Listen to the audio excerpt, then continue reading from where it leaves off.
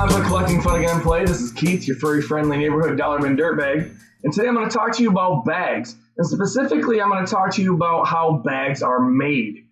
There's a lot of discussion over what's better, poly bags, polypropylene, polyethylene, bipolypropylene, biaxial polypropylene, Mylar. Well, before you can really understand what the best bag is for your use, I'm going to tell you how they're made.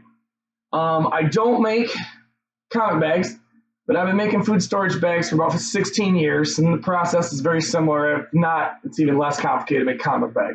So basically, how a comic book bag starts out is it starts in what's called resin beads or polymer beads. And these beads are very small. You can see this, like about this big. Now, these are not polymer beads. These are actually candy cigarettes, but the polymer beads are clear, so these are a little bit easier for you guys to see. So, and they're delicious. Anyway, so those beads are brought in by a truck or rail car, 1,000-pound big, huge boxes, and then they use like an industrial-sized shop vac or vacuum for better way, and they blow that up on the roof of a building in a silo or a containment unit, and that feeds down, and then it goes into an extruder.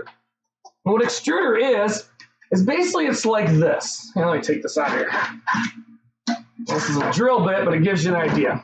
An extruder is a big screw like this that rotates, and it rotates inside of a chamber.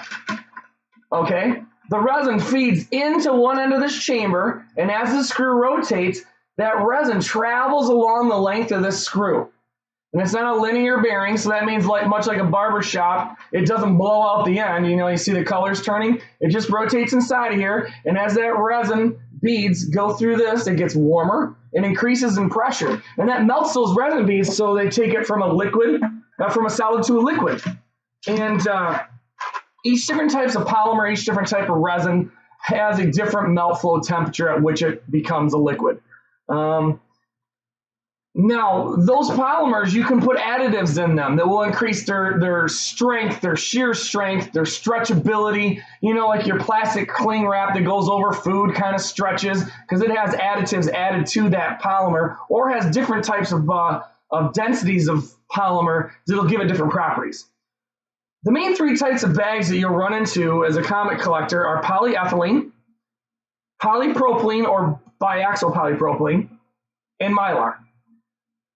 When you talk about this plastic, each one of those has a different property. For instance, polyethylene is like old school bags. I think there's only one company that still makes them that I know of. And polyethylene bags, they tend to yellow rather quickly. And these are the bags that the old timers say, oh, don't use bags, and they keep their books raw because bags kill their comics. Well, the thing with polypropylene is when you make that film and it goes through that extruder, it then goes through a die. And a die is basically, we're going to use this pizza box. A die, basically, it puts the resin through a slot. And that's what takes that liquid resin and forms it. In that die, that has what's called a die lip. And that die lip has bolts on it. And as it increases the temperature of those bolts, they stretch out and get taller. Or if it cools those bolts, they shrink. And those bolts go on the line on a lip inside that die. And as the bolts heat up, it makes this spot where the plastic is coming through thinner. As they cool off, it makes it larger. And that controls how thick that plastic is coming through the die out to the bottom. Once that plastic comes out of the die, it goes onto a big roll. So here I drew a little kind of picture. Here's your pizza box die. Okay, it has an extruder over here. It either feeds directly into the die, or it has these little tubes going in called transfer lines.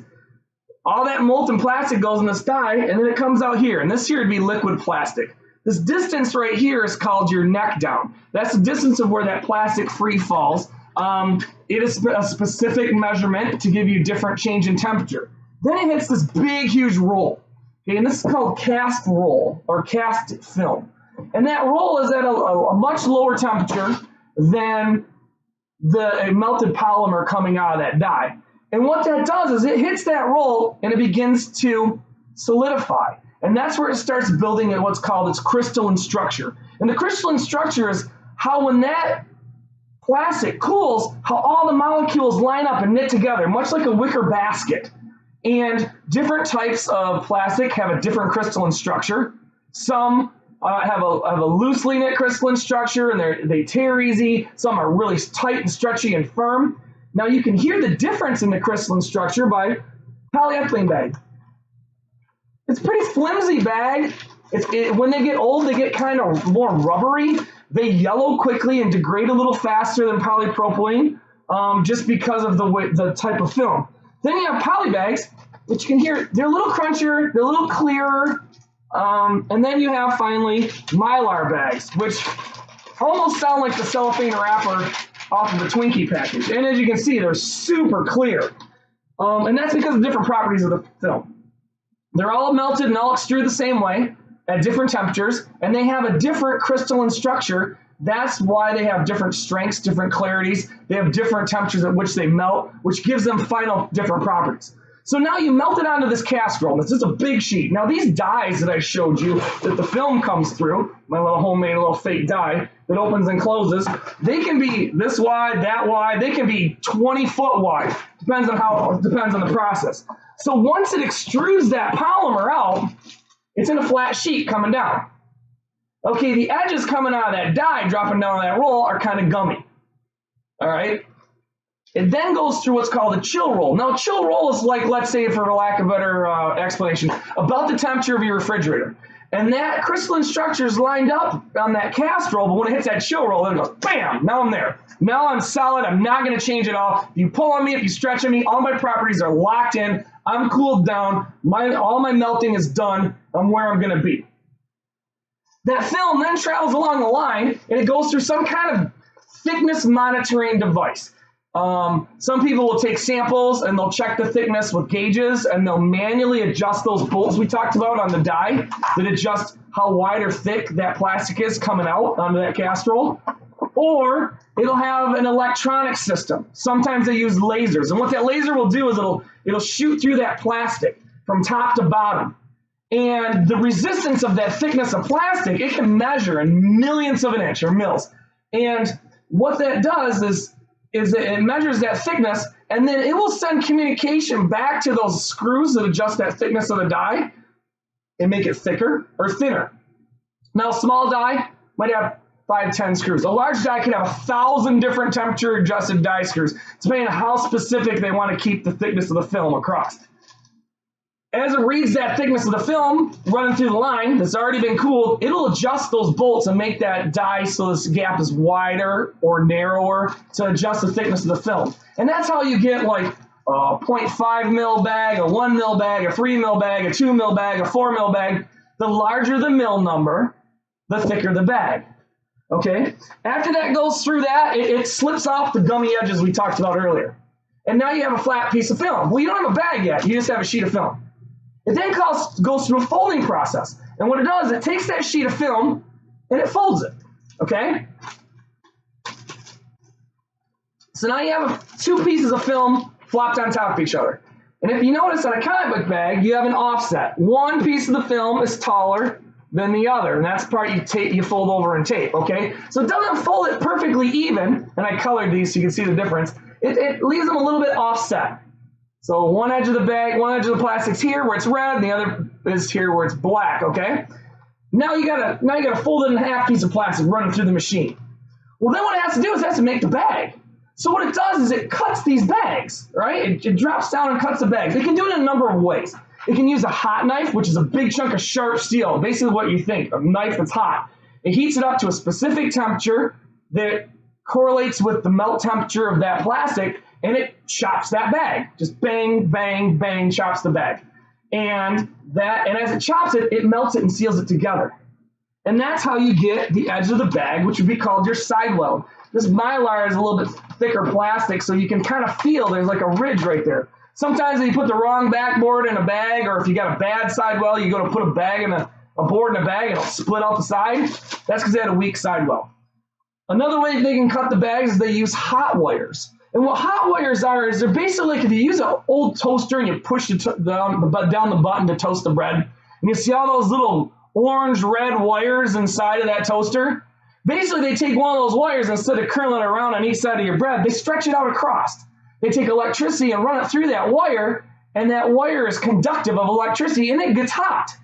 Some of them even glow, depending on the thickness of the wire and the amount of voltage going through it. It then has two what they call, I guess, anvils, for lack of a better word, or clamps, and it takes that hot wire and goes, poof, and it smashes in between that bag, right? And how hot that wire is and how long it's smashed in between determines what kind of edge or what kind of side weld you're going to get. Those are measured by the melt temp of the plastic and that. So now you got all these bags that are cut, right? They're squished together with this anvil. It's still pulling it through a machine with nip rollers that are rolling together, and it rolls through those rollers, and it keeps that tension tight. Because if you had a floppy bag, you're not going to get a very good edge on it. All right, so it needs to keep it tight as it runs through. So now you got a bag. All right, it's cut, it's made, and it goes through some kind of system to transfer it from the machine to a box, to a tray, to whatever. So it takes that bag, and some of them use vacuum, some of them use forced air, and it takes that bag that's coming through and it goes poop, and it lays it in a tray, right? And then those bags stack up in that tray, and it has a count where it counts how many it's going. Now these could be running at 300 feet a minute, 1,000 feet a minute, 1,200 feet a minute, whatever. I mean, they can run pretty quick, and the bags will stack up. They might have 1, 2, 20 different trays going at once, stacking up, okay? After they stack up, it then goes down a conveyor belt. Now, there's lots of times where you'll get 100 bags, 100 boards, and afterwards, you'll have extra boards, you'll have extra bags and not enough boards. And you're like, okay, how did that happen? It happens all the time. Well, how that happens is these bags drop into a tray that goes down a conveyor, right? That tray is weighed. So the machine knows that tray weighs a pound, say, and then it knows that each bag weighs approximately so many ounces, okay, or grams. That tray with those bags goes across the scale, and it weighs it. Well, it isn't exact. You know, bag, when it's adjusting those thicknesses of that die bolt, and that thickness of the film is getting narrower and wider, it may have slight variations in thickness. So they go, okay, it needs to be between this weight and this weight. If it's in there, it's fine. We know we got enough bags. Well, that might be a 2 or 3 bag window of space, because they don't want to short you. Because then people will say, it says on the package, there's 100 bags or 50 bags. I only got 49. They can call, that's false advertising. So they have to make sure they have at least 100 bags, right? If that's what it says in the package. So they leave a window that it might be 1 or 2 more bags. And you'll find it more in poly bags because unlike Mylars, they're a lot thinner. They're a lot less material, so it's a lot less weight you're working with. I mean, a Mylar bag that's 4 mils weighs way more than a poly bag, okay? So that's why you don't get that much of discrepancy in how many bags versus are in the package with poly as you do with like Mylar. After they get all stacked up, if the weight isn't correct, it ejects that tray off. It kicks those bags off, either through a little plunger or through force of air. And it says, don't ship these. These don't have the right amount. And then they can rework them and count them and make sure they got the right amount and put them back into the system and run them through. After that, I don't know if it already has a bottom sheet in the tray or the top sheet in the tray at that time. Poly bags, I have just one piece of paper that blocks on top that says what kind of bag they are. Mylars have 2, a top and a bottom. And then it goes through a shrink wrap machine, goes into packaging, they put it in a case and send it out to you. So that's how a bag's made. The difference, we'll talk about the differences between polyethylene, polypropylene, and Mylar in my next video. But I just want to show you the basic process. All 3 bags are pretty much made through a cast film process, like dropping down, going on that roll. It cuts them into width. If they want a wider bag, they delay how quickly that knife or hot wire cuts. So, they're running through sideways, right? So if they make that cut a little bit, you're running through like this. If they cut it a little bit later, you can get a golden age bag. A little bit sooner, you get a modern age bag. And by where that knife cuts down or where that hot wire cuts the bag and that big long thing of plastic coming at you determines the width of the bag. And they have different size bags. By the way, it's folded over. Now you can get bags that are called thick bags where they got a little more space. By the tension of the film, how loose it is when they fold it over, and things like that. But that's the basic manufacturing process of a comic book bag. And in my next video, I'll talk about the different properties between the different polymers you'll hear about commonly in the comic book community. if I made any mistakes, or if there's anything that I was way off base, or if you guys want to add anything, like what the melt flow temperatures are of the different polymers. I believe Mylar is like, I don't know, I won't even get into that, but feel free to add. This is just some basic knowledge that I thought you guys would like to know how a bag's made. So if you have any questions, comments, if I screwed something up, feel free to make a comment. I'm always learning too. So be good, everybody. Keep making comic book collecting fun again. And this is Dirtbag signing off. I'll see you guys soon.